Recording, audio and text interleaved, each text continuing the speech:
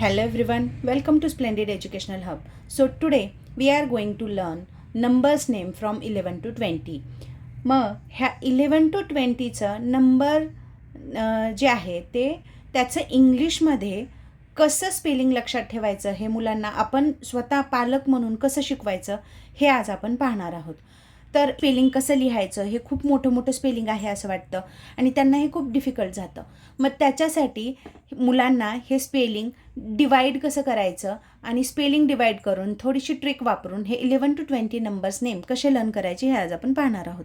तर 11चं हे ELEVEN हे स्पेलिंग आहे हे आपल्याला माहीतच आहे. पण हा जो विषय आहे त्याच्यामध्ये आपल्याला माहिती असतं की सिलेबल नावाचा एक पार्ट असतो. ठीक आहे. सिलेबल म्हणजे काय तर ह्या स्पेलिंगला आपण 2 भागामध्ये डिवाईड करून आपण आपल्या मुलांना कसं शिकवणार आहोत किंवा त्यांना इझिली कसं जाईल हे स्पेलिंग लर्न करायला किंवा लिहायला. तर आज आपण पाहणार आहोत की आपण नंबर्स नेम हे डिवाईड करून किंवा सिलेबलमध्ये 2 सिलेबल 3 सिलेबलमध्ये डिवाईड करून हे आपण कसं शिकवणार आहोत त्यांना. ठीक आहे. 11 तर जेव्हा आपण 11 म्हणतो तेव्हा ह्याचा साऊंड 11 असा येतो. मग ह्यालाच आपण एक सोपी ट्रिक करायची की ELE हे एक स्पेलिंग घ्यायचं इले आणि प्लस व एन वेन.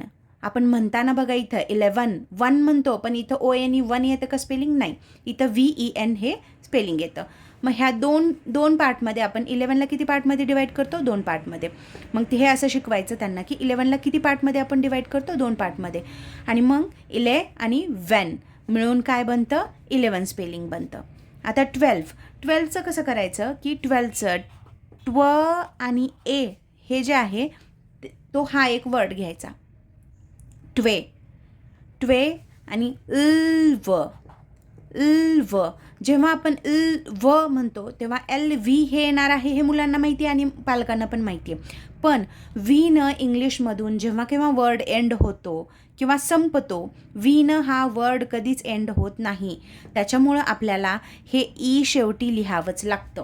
12. आता 13 बघा. आता इथून पुढं आता इथे एक लक्षात ठेवा 10 हे कुठपर्यंत आहे 19 पर्यंत.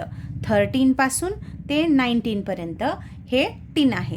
तर मुलांना सांगते वेळीच एक गोष्ट ऑब्झर्व करायला सांगायचं की तुम्हाला काहीतरी ह्या 13 आणि 19मध्ये काहीतरी सेम दिसते का हे अगोदर मुलांना विचारायचं. त्यांना हे जाणवून द्यायचं की इथे हे 3 जे आहे ते सगळं इथून पुढं सिमिलर आहे कुठपर्यंत 19 पर्यंत.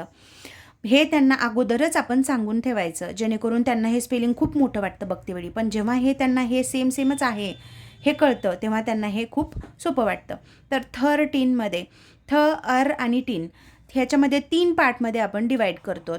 TH म्हणजे जेव्हा आपण त्यांना फोनिक शिकवतो तेव्हा TH आणि TH हे 2 साऊंड आपण शिकवलेले आहेत. जर नसतील शिकवलेले तर माझा एक व्हिडिओ आहे तो मी खाली डिस्क्रिप्शन बॉक्समध्ये लिंक देते, तिथे ती जाऊन तुम्ही पाहू शकता. प्लस जेव्हा केव्हा पण वर्डच्या शब्दाच्या मध्यभागी मिडलमध्ये जेव्हा हा साऊंड येतो तेव्हा IR हे स्पेलिंग येतं. जेव्हा केव्हा वर्डच्या एंडला साऊंड येतो तेव्हा ER जनरली ERच हे स्पेलिंग येतं. ठीक आहे. इथे सेंटरला आलेला आहे म्हणून IR हे येणारच. आणि प्लस TEEN टीन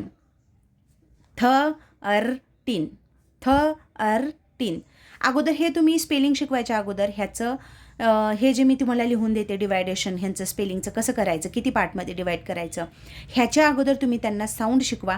साऊंडच्या नंतरनं स्पेलिंग हे तुम्ही शिकवा जेणेकरून त्यांना हे बरोबर येऊन जाईल. FOUR हे तर ऑलरेडी मुलांना स्पेलिंग येतंच, बाय हार्टली ते पाठच करून ठेवतात. FOUR 4 FIVE 5 हे असं पाठ करून ठेवतात. म्हणून आपण काय करायचं 4 आणि 10 प्लस 10 14. 15 आता 15ला काय करतात मुलं इथं 14 आहे म्हणून इथं 15 लिहितात कधी होती त्यांच्याकडनं चूक. तर इथं 5 नसून इथं फ हे आहे आणि मग TEEN टीन आहे. 16ला पण सेम तसंच आहे. 16ला इथं SIX 6 आणि टीनचं स्पेलिंग म्हणजेच 16. 7 SEVEN 7 प्लस 10 ठीक आहे. 8 आता 8ला EIGHT 8, ठीक आहे. मग परत इथं TEEN येणार नाही, ठीक आहे. का तर इथं ऑलरेडी ए आणि टिन, ए टिन साऊंड काय होतो आपला 8 आणि टिन येतो का? नाही. आपला साऊंड काय येतो ए आणि टिन.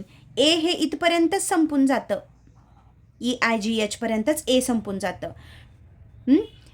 ए आणि वाटलंच तर तुम्ही TEEN टिन हे इथंच असू देत, फक्त ए इथपर्यंत शिकू देत आणि ह्या टी क्रॉस करा, ठीक आहे. EIGH ए आणि टिन. NINE 9 प्लस टिन, ए 18 आणि हे 19. आता 20 आणि 12मध्ये काही कॉमन आहे का हे मुलांना अगोदर विचारा. 20 आणि 12मध्ये काही कॉमन आहे का? मग त्यांना बघू देत, स्पेलिंग पाहू देत अगोदर. मग त्यांनी जर म्हटलं की हां TWE हे सेम आहे, तेव्हा त्यांना तुम्ही सांगा की 20 आणि 12चं जे पहिले 3 लेटर्स आहेत ते सेम टू सेम आहेत. ट्वे आणि ट्वे, ट्वे ट्वे. काय फरक आहे? शेवटच्या 3 लेटरमध्ये फरक आहे. ट्वे ल्व आणि ट्वे टी, ट्वे टी. जेव्हा आपण टी म्हटल्यावर तुम्हाला असं वाटेल की NTI यायला पाहिजे टी म्हटल्यावर, पण इंग्लिशमध्ये हा पण एक रूल आहे की जेव्हा आपण शब्दाच्या शेवटी किंवा एखाद्या सेंटेन्सच्या शेवटी ई हा साऊंड येतो तेव्हा आपण आयनी वर्ड एंड करू शकत नाही. त्याच्यामुळे आपल्याला वाय द्यावा लागतो, आय ड्रॉप करून वाय द्यावा लागतो, ठीक आहे. ट्वे टी, ट्वे टी. तर हे सगळे पार्टिशन्स आहेत किंवा डिवायडेशन्स आहेत स्पेलिंगमध्ये, ठीक आहे. स्पेलिंग जेव्हा आपण जेव्हा मुलांना हे सगळे साऊंड शिकवू त्याच्यानंतरनं साऊंड कसे कसे होतात ते अगोदर शिकवा 11 to 20चे, आणि मग नंतरनं साऊंड वाईज स्पेलिंग हे त्यांना आपोआप जमेल. फक्त त्यांना एकदा एक्सप्लेन करून सांगायची गरज आहे. जर तुम्हाला व्हिडिओ आवडला असेल तर नक्कीच लाईक करा, शेअर करा आणि सबस्क्राईब करा. आणि जर तुम्हाला कुठल्या अजून तुमच्या मुलांच्या सिलेबसमधलं किंवा स्पेलिंग तुमच्या मुलांना कुठले जमत नसतील तर त्याला डिवाईड कसं करायचं, कुठल्या सिलेबलमध्ये किती सिलेबलमध्ये डिवाईड करायचं आणि ते कसं त्यांना स्पेलिंग शिकवायचं हे जर तुम्हाला पाहिजे असेल तर नक्कीच कमेंट बॉक्समध्ये कमेंट करून सांगा. मी त्यावरती एक व्हिडिओ बनवून तुम्हाला नक्की शेअर करेन. सो थँक्यू आणि धन्यवाद.